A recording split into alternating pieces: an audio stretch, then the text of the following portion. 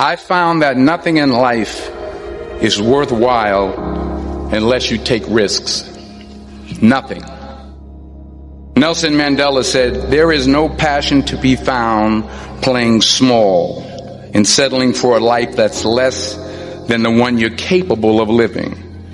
Now, I'm sure in your experiences in school and applying to college and picking your major and deciding what you want to do with life, I'm sure people have told you to make sure you have something to fall back on. Make sure you got something to fall back on, honey. But I never understood that concept, having something to fall back on. If I'm going to fall, I don't want to fall back on anything. I want to fall forward. I figure at least this way I'll see what I'm going to hit. Without consistency, you'll never finish.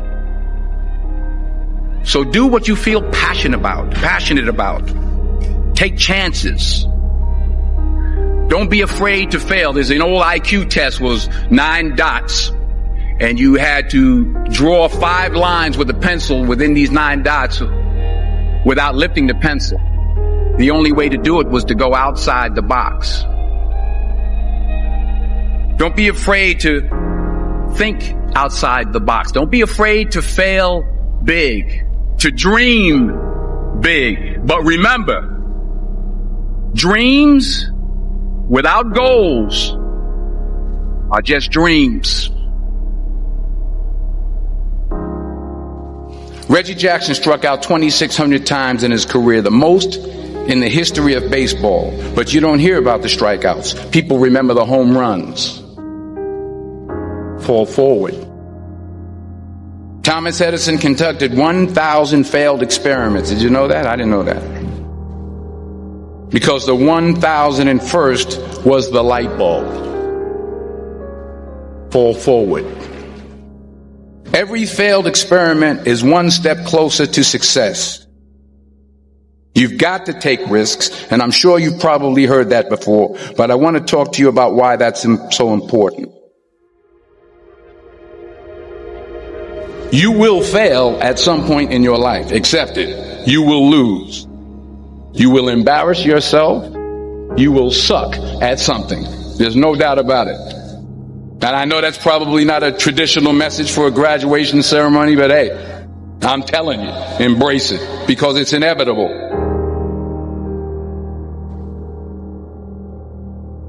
In the acting business, you fail all the time. Early on in my career, I auditioned for a part in a Broadway musical. Perfect role for me, I thought, except for the fact that I can't sing. I didn't get the job.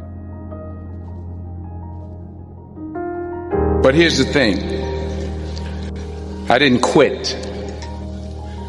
I didn't fall back. I walked out of there to prepare for the next audition, and the next audition, and the next audition. I prayed. I prayed. And I prayed. But I continued to fail and fail and fail. But it didn't matter, because you know what? There's an old saying, you hang around the barbershop long enough, sooner or later you're going to get a haircut. So you will catch a break, and I did catch a break. Last year, I did a play called Fences on Broadway. But here's the kicker. It was at the Court Theater. It was at the same theater that I failed that first audition 30 years prior. The point is, every graduate here today has the training and the talent to succeed. But do you have the guts to fail? If you don't fail, you're not even trying. I'll say it again. If you don't fail, you're not even trying. To get something you never had, you have to do something you never did. Just imagine you're on your deathbed, and standing around your deathbed are the ghosts representing your unfulfilled potential. The ghost of the ideas you never acted on. The ghost of the talents you didn't use. And they're standing around your bed, angry, disappointed, and upset. They say, we came to you because you could have brought us to life, they say. And now we have to go to the grave together. So I ask you today, how many ghosts are going to be around your bed when your time comes?